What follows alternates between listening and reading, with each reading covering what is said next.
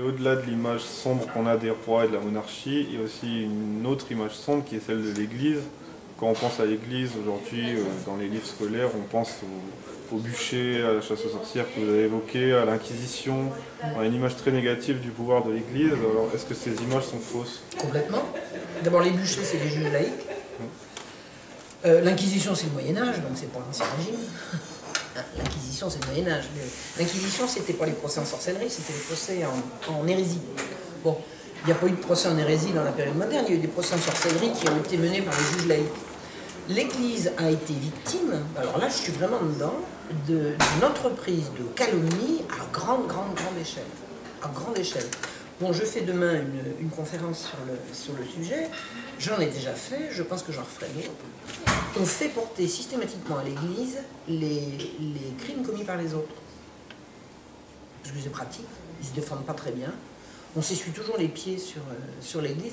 J'ai compris ça, d'ailleurs, j'étais pas partie pour, mais j'ai compris ça dans les grandes querelles ecclésiastiques qui ont opposé la magistrature laïque, janséniste et laïque, et l'Église pendant tout le siècle de Louis XV. C'est absolument insensé. Il y a une fabrique de calomnie contre l'Église qui fonctionne à plein régime. Et les gens des Lumières reprennent ces calomnies. Ça leur plaît beaucoup. Je me réfère toujours à l'article jésuite de l'encyclopédie. C'est une honte. C'est une honte de raconter des trucs comme ça. Alors, on n'est pas sûr, mais il y a suffisamment de présomption pour qu'on vous dise que n'importe quoi, vraiment n'importe quoi. Et moi, j'ai été très choquée de découvrir ça. Et je voudrais donner une référence à ce sujet que j'ai découverte au cours de mes recherches. C'est une phrase que j'ai extraite de l'Ancien Régime et la Révolution d'Alexis de Tocqueville. Tocqueville dit, c'est magnifique, hein, l'Ancien Régime et la Révolution, c'est vraiment, c'est impressionnant. C'est un très bel ouvrage. Et il dit, j'ai commencé, à propos des prélats, de l'Église, des évêques, enfin de tout le haut clergé, il dit, j'ai commencé ma recherche plein de prévention, je l'ai terminée plein d'admiration. Il dit, le clergé de l'époque était concentré sur... oh non, je ne veux pas faire la citation, mais en gros, ce qu'il dit, c'est qu'ils étaient patriotes, sincères, honnêtes, dévoués, magnifiques.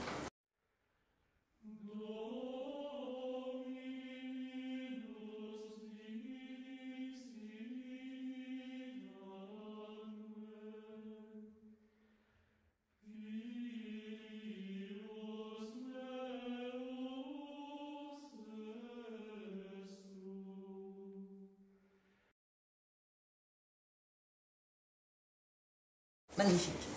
Et mais calomnier. Donc ça, c'est vraiment la découverte que j'ai faite. Et moi, je professais un anticléricalisme bon ton, comme on fait, tout le monde fait ça en France. Il y a les anticléricaux athées, les anticléricaux cathos. Moi, j'étais plutôt anticlérical catho, puisque je suis tombée dedans quand j'étais petite, mais je professais un anticléricalisme pour se faire bien voir. Vous savez, catho de gauche, c'est-à-dire nous on est catho, mais surtout pas le Vatican, surtout pas le pape, surtout pas les évêques, surtout pas le culte. Enfin bon, catho, anti-catho, quoi. Et j'ai compris ce que c'était que cet anticléricalisme catholique. Ça consiste à dire, idéalement ça devrait être comme ça, mais l'Église on accepte de lui faire porter tous les mots mais c'est simplement la récupération du langage des Lumières. Et c'est absolument mensonger. Un jour, j'ai essayé de faire une petite enquête, je découvrais tellement de trucs qui étaient absolument faux, que j'ai décidé de... Je connaissais pas d'anticléricaux, puisque j'en avais fréquenté pendant des années. J'ai fait une petite enquête auprès d'eux en disant, est-ce que tu pourrais me donner un crime, vraiment un crime de l'Église? Eh bien, personne n'a été fichu de réponse. Alors j'ai commencé par éliminer le chevalier de la barre, parce que je savais que c'était de l'embrouille. Et après, j'ai demandé. Et personne n'a été capable de me répondre. Alors je continue de chercher. C'est une idée reçue qui ne se justifie pas par des faits précis. Non, c'est des calomnies. C'est des calomnies. Bon, en deux mots, à propos du chevalier de la barre, mais je vais en parler demain, le chevalier de la barre est un jeune homme qui a été exécuté pour avoir refusé de se découvrir devant une procession. C'est dégueulasse. C'est dégueulasse. Donc, à mort l'Église. L'Église n'a rien à voir avec ça. Mais rien. Rien.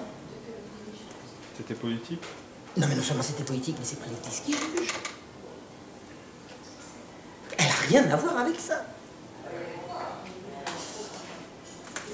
Il n'y a aucun rapport. L'Église n'est pas, elle est pas juge, elle n'est pas plaignante, du tout, du tout. Et on lui fait porter le chapeau, c'est quand même un peu violent. C'est quand même un peu violent. Ça n'a rien à voir. C'est complètement de l'abus. Et alors, bon, il y a un fabricant de ce genre de calomnie, c'était Voltaire. Parce que Voltaire, dès qu'il a été en mesure d'attraper le truc, il a arrosé toute l'Europe de ses récriminations contre le fanatisme religieux. C'est pas une histoire de fanatisme religieux d'affaire là-bas. J'en reparlerai. Mais ça n'a rien à voir. Ni c'est une histoire de fanatisme religieux, d'une part, ni l'Église n'a quoi que ce soit à y voir. Mais ni de près, ni de loin, ni même de très très loin. Parce que les seuls qui ont essayé de sauver, enfin pas les seuls, mais disons, l'Église a essayé, en l'occurrence l'évêque du coin, a jusqu'à la dernière minute essayé de sauver le jeune homme. Mais l'Église n'avait pas ce pouvoir. Or, tout le monde imagine que l'Église était toute puissante, donc si un crime était commis au nom de la religion, c'est forcément que l'Église était d'accord. Or, c'est l'inverse. L'Église n'était pas du tout toute puissante, elle était même affaiblie journellement par les coups de boutoir de la collusion entre les jansénistes, la magistrature janséniste et les Lumières.